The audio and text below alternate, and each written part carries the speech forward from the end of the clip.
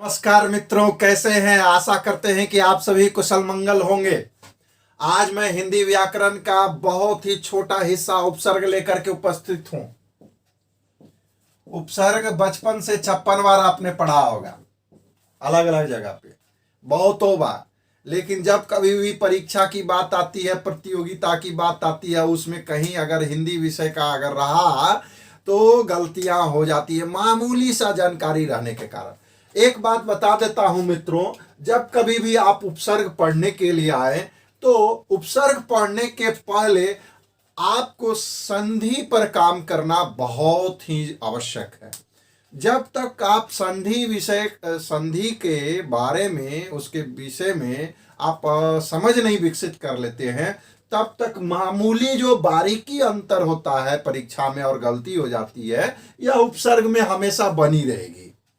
इसलिए प्यारे मित्रों, एक सजेशन है कि उपसर्ग पढ़ने के पहले आप संधि का कुछ कम से कम तो जरूर कुछ ज्ञान रखना चाहिए। चलिए, यह मान के चलता हूं कि आप संधि पढ़ के यह वीडियो देखने जा रहे हैं। उपसर्ग कहते किसे हैं? उपसर्ग कहते हैं, उप शाब्दिक अर्थ इसका होता है, उप का मतलब होता है समीप और सर्ग का मतलब होता है सृष्टि। मतलब अगर शाब्दिक अर्थ अगर देखते हैं तो वैसा शब्दांश, वैसा शब्द का अंश, वैसा शब्द का टुकड़ा जो किसी शब्द में या क्रिया में लग जाता है तो उसके अर्थ में परिवर्तन ला देता है, उसे क्या कहते हैं? उपसर्ग कहते हैं। जैसे एक छोटा सा एग्जाम्पल लेते हैं, कु। ठीक, देखिए प्यारे मित्रों, हर एक उपसर्ग का अपना एक अर्थ होता है। मैं यहां उदाहरण पे समझा रहा हूं कि कु एक शब्दांश है और इसका अपना एक अर्थ होता है। इसका अपना अर्थ होता है बुरा। ठीक, इसका अपना अर्थ होता है बुरा। अब पुत्र में लग गया। पुत्र का मतलब जानते ही हैं, बताने की आवश्यकता नहीं है। इसमें अगर कु लगा देते हैं तो क्या हो जाता है? कुपुत्र। मतलब पुत्र है, लेकिन अगर कु लग गया, इसका अर्थ था बुरा और पुत्र में लग गया तो कुपुत्र हो गया, अर्थ ही बदल देता है नहीं? अब देखिए सु। सु का मतलब होता है अच्छा। अब पुत्र में लगा दीजिए सुपुत्र, और खाली पुत्रे होगा, पुत्री कर लीजिए, कुपुत्री। सुपुत्र में सुपुत्री, है ना? तो कहने का मतलब सु का मतलब अच्छा है नहीं? सु का मतलब अच्छा। हर एक उपसर्ग का अपना एक अर्थ होता है, ये बात दिमाग में बैठा लेना है। और उस अर्थ के कारण जब किसी क्रिया या शब्द में जुड़ जाता है उपसर्ग, तो उस अर्थ के कारण उसका भी अर्थ बदल देता है। या तो पूरा बदल देता है, या तो थोड़ा बदलता है, या फिर कभी कभी शाब्दिक रूप में ही रह जाता है। इस तरह तीन गति होती है उपसर्ग की। चलिए, तो मैं ऐसा मान लेता हूं कि आप उपसर्ग का जो बेसिक चीज है वो समझ गए। क्या समझे? कि वैसा शब्दांश, वैसा शब्द का टुकड़ा, वैसा हिस्सा जो कि किसी शब्द में लगने के पश्चात क्या करता है? उसके अर्थ में परिवर्तन ला देता है। कहीं कहीं क्रिया में भी लगता है, ऐसा नहीं समझिएगा कि केवल शब्द हो, शब्द में क्रिया भी आ सकता है।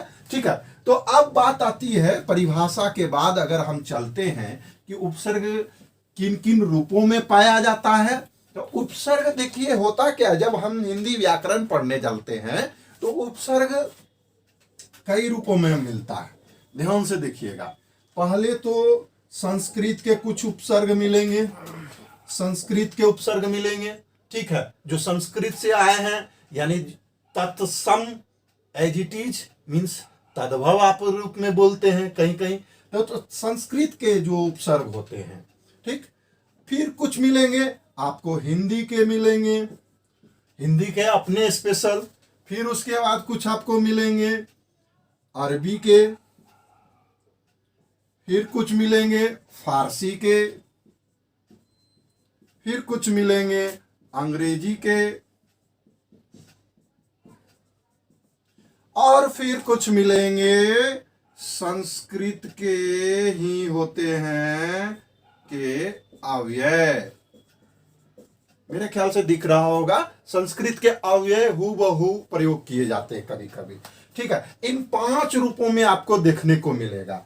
अब कहिएगा कि सर संस्कृत के कितने उपसर्ग हैं, तो अलग अलग जगह पे भ्रांतियां थोड़ी बहुत होती है, लेकिन आप इसको मान के चलिए कि जो मैं बता रहा हूं वह पूर्णतः शोध किया हुआ है। और यह संस्कृत के उपसर्ग हैं 22 इनकी संख्या।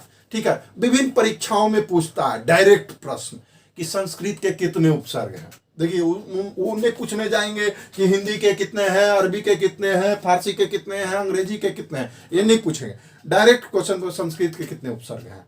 ठीक है, संस्कृत से कितने उपसर्ग आए हैं, तो आप टोटल संख्या 22 लगाइएगा। ठीक, अब देखिए, अब आपके मन में स्वाभाविक समस्याएं प्रश्न आ रहे होंगे कि हिंदी के कितने उपसर्ग हैं। तो सामान्यतः 13 देखे गए हैं, मिलते हैं, जो प्रतियोगी परीक्षा में परेशान करता। और अरबी फारसी के कुल 19 हैं। और अंग्रेजी के आपको अलग अलग किताबों में, किसी किताब में 6 मिलेगा, किसी किताब में 7 मिलेगा, है ना, 6-7 वेरी करता है।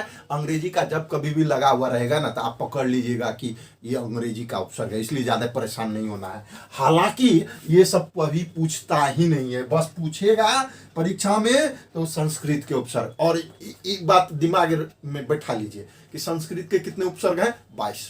बस आँख कान मूंद करके आप देना है 22। ठीक, चलिए अब बात आती है कि सर वो कौन कौन हीरो है, इसको देखते हैं। ठीक, अब याद ही हो जाएगा। जो 10th लेवल के विद्यार्थी होते हैं उनके लिए ये बहुत ही उपयोगी होगा, जो 9th के हैं उनके लिए भी होगा। मीन्स जिस क्लास से उपसर्ग चालू हो जाता है, मेरे ख्याल से अगर आज देखिएगा करिकुलम में, तो पाठ्यक्रम में आपको देखने को मिलेगा 3-4 से उपसर्ग पढ़ाना चालू हो जाता है। ठीक ना, तो आइए देखते हैं संस्कृत के उपसर्ग को। अगर देखते हैं, ठीक, सबसे पहला हम लोग पढ़ेंगे संस्कृत के उपसर्ग। ठीक, और मैंने बता दिया आपको कि हर एक उपसर्ग के अपने एक विशेष अर्थ होते हैं। इस बात को आप जब तक दिमाग में बैठा लीजिएगा कि उपसर्ग के अर्थ होते हैं और उसी कारण से प्रभाव होता है। ठीक ना, चलिए, तो संस्कृत के उपसर्ग को ध्यान से देखिएगा तो आप मिलेगा अति। ठीक, अति का अर्थ होता है अधिक, ज्यादा।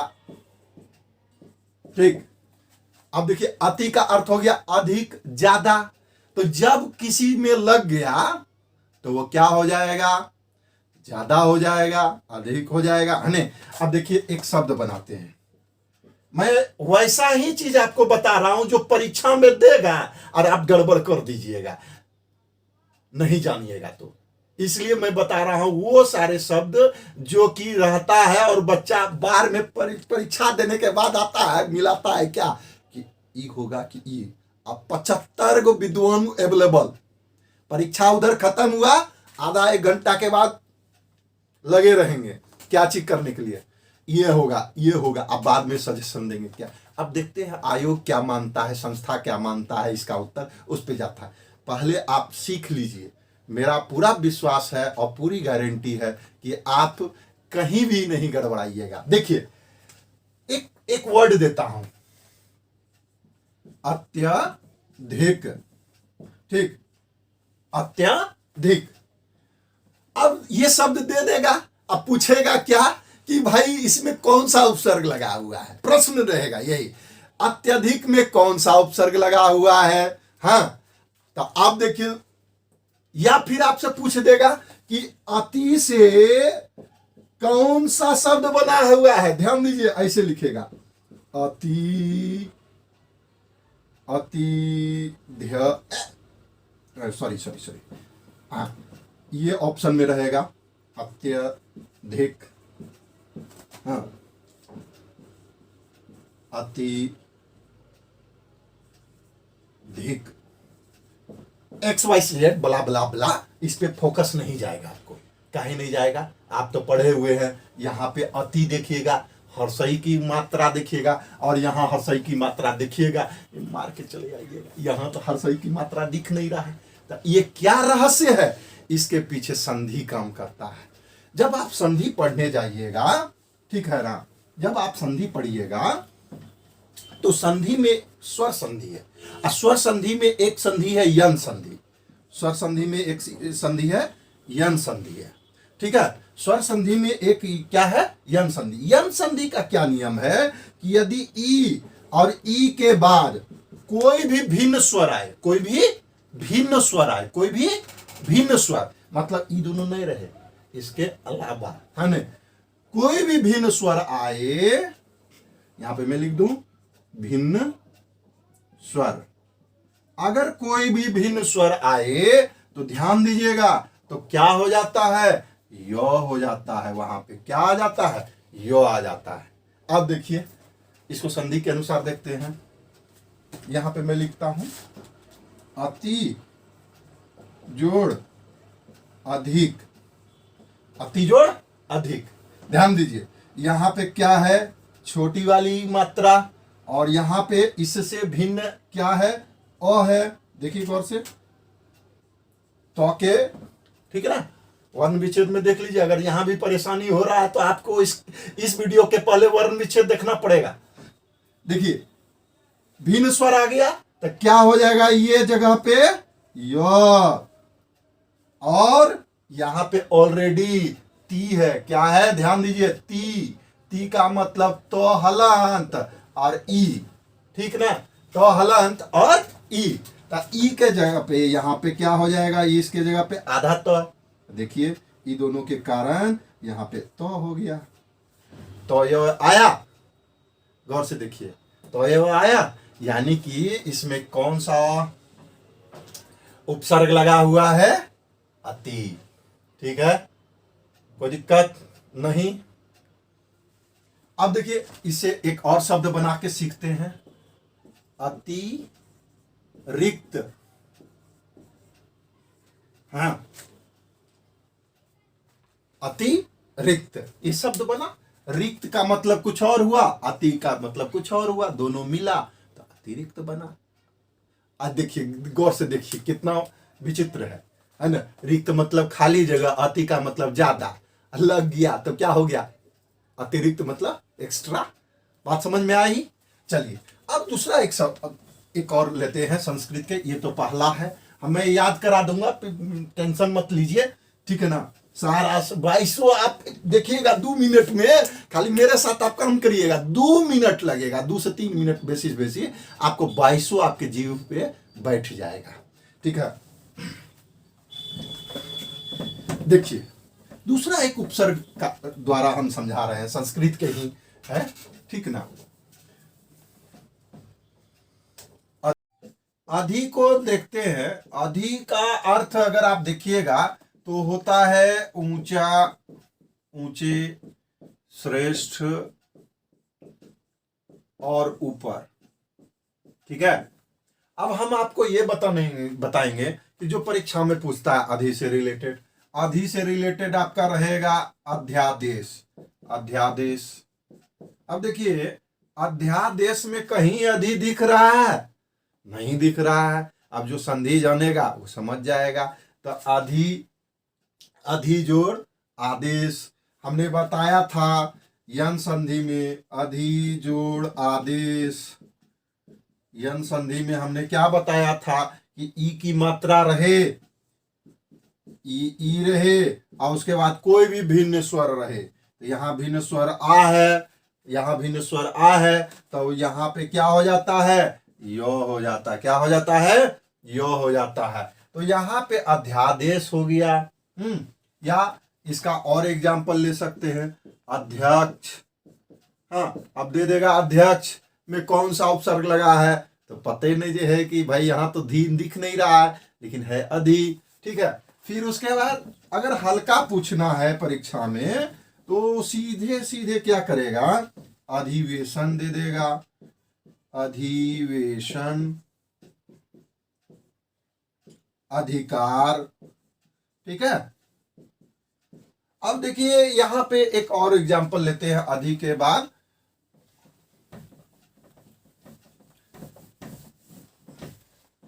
अभी, अभी का अर्थ हो गया क्या? समीपता, वैशिष्ट्य, समीपता वैशिष्ट्य, समीपता वैशिष्ट्य। अभी से अगर बनाते हैं तो अभी से क्या हो जाएगा? अभ्यागत, अभ्यास,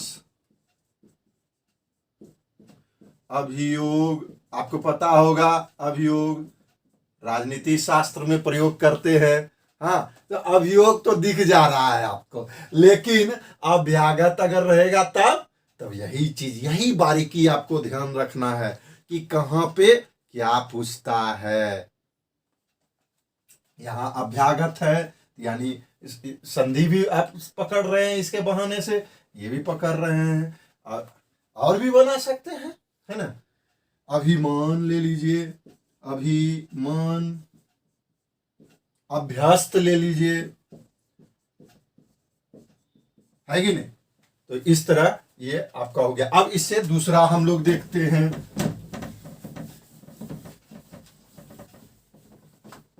अनु।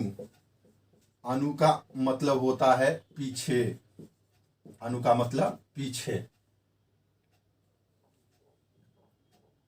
कम भी होता है कहीं कहीं, ठीक ना। जैसे देखिए,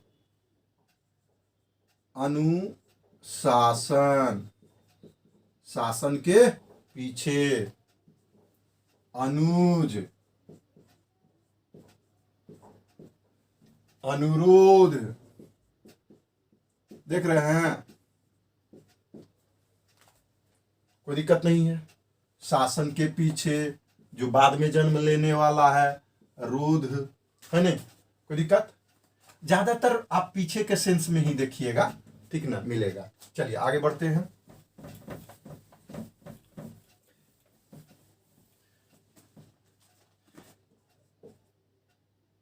अप, अप का मतलब होता है बुरा, अप का मतलब बुरा, बुरा। क्या हो गया? अपयश, यश में क्या हो गई? बुराई हो गई, है ना। अपकीर्ति, अपमान, मान में खराबी होगी। कभी कभी कम के सेंस में भी ले लेता है। तो चलिए अब देखिए, आपके बाद अपी। अपी एक ऐसा मिलेगा जो कि किसी किताब में अपी दिखेगा, इसका एग्जाम्पल कभी किसी किताब में नहीं दिखेगा। मैं आपको दिखा रहा हूं। अपी का अर्थ हो गया छिपा हुआ, छिपा हुआ, नहीं, अपी का अर्थ होता है निकट। क्या होता है? निकट। अपी का अर्थ होता है निकट। तो अपी से शब्द बनाते हैं, अपी से शब्द बनाते हैं। अपिधान, अपिधान, अपिधान का क्या अर्थ हो गया? छिपा हुआ, छिपा हुआ, या आच्छादन, ढका हुआ। हाँ, ठीक है। अब देखिए, मैं अगर बात करूं, एक और एग्जाम्पल लेते हैं, उसके बाद एक लिस्ट तैयार कर लेंगे। आ का मतलब होता है, ध्यान दीजिएगा, थोड़ा, विपरीत, विपरीत, थोड़ा हो गया, विपरीत हो गया, सीमा, ठीक हो गया, सीमा। आ कहीं लगा तो देखिए, तो गमन, गमन का मतलब होता है जाना। इसमें आ लगा दीजिए, क्या हो जाएगा? उसका ठीक उल्टा, आगमन मतलब आना, ठीक है। आकार, ठीक है। आवेश, इस तरह के शब्द आपको मिलेंगे। आगे बढ़ते हैं, एक और लेते हैं, तब फिर हम लोग चलेंगे। दुर, दुर, दुर का मतलब होता है बुरा, दुर का मतलब बुरा।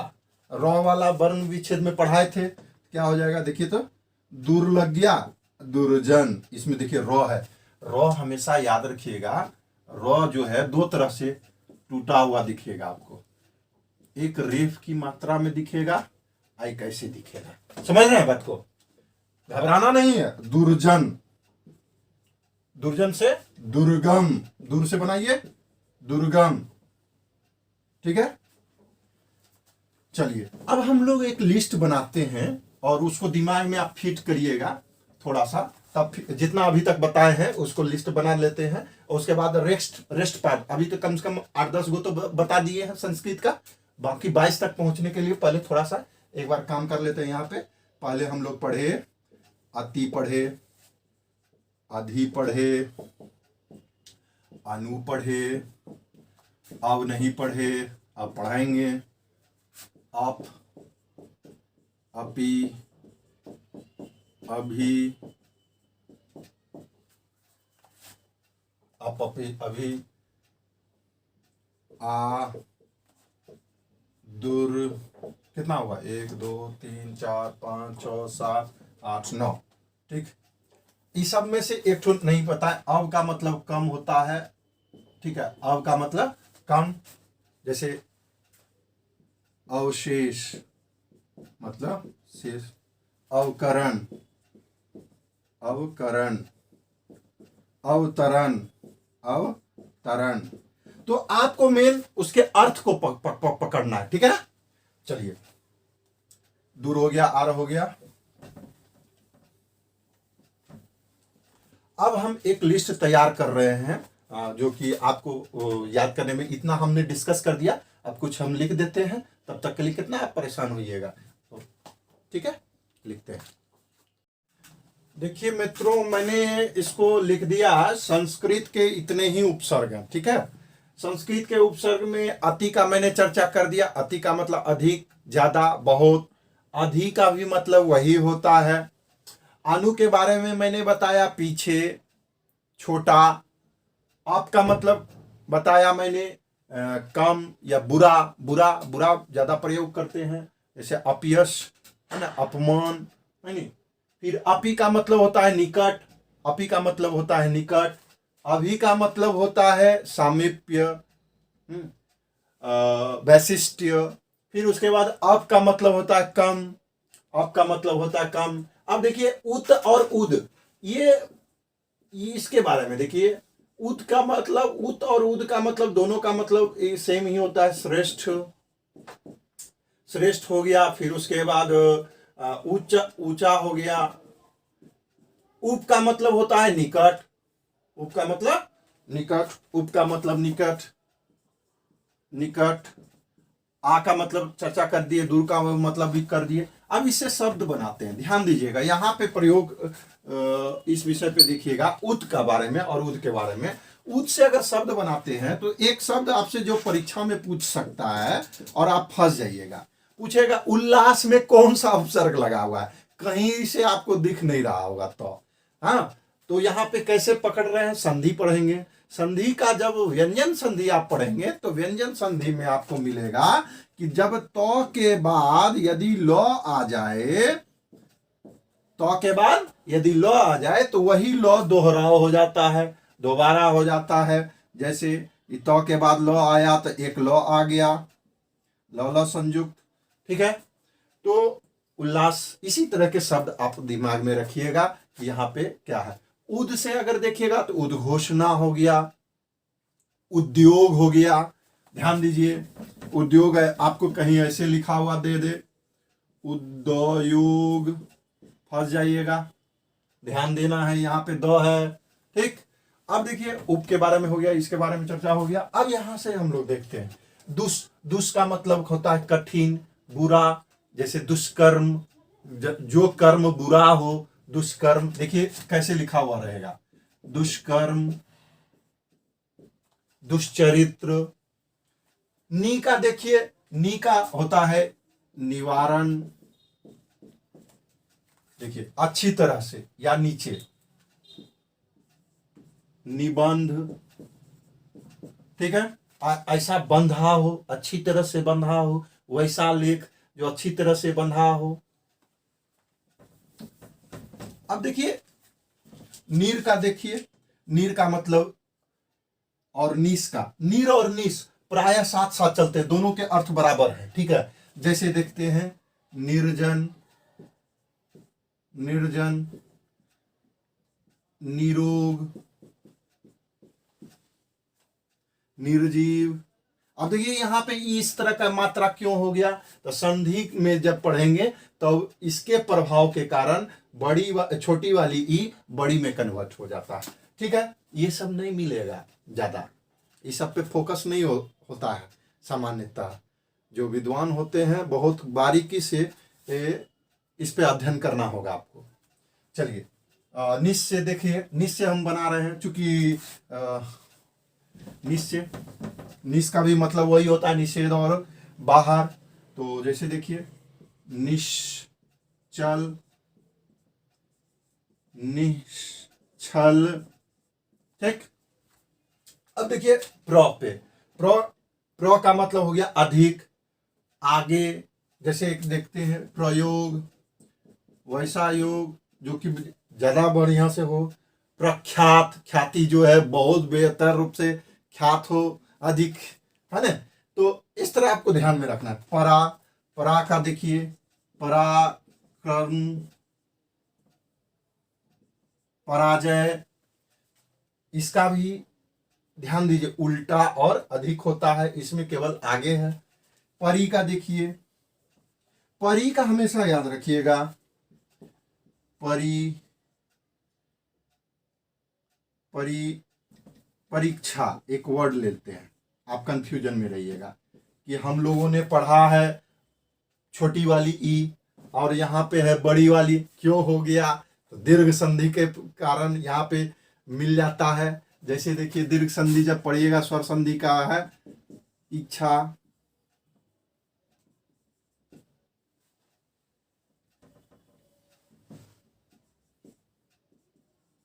तो यहाँ पे परीक्षा बड़ी में आ जाएगा ई मिलने के बाद। ठीक है, प्रति का देख लीजिए, देखिएगा ध्यान से, प्रत्येक।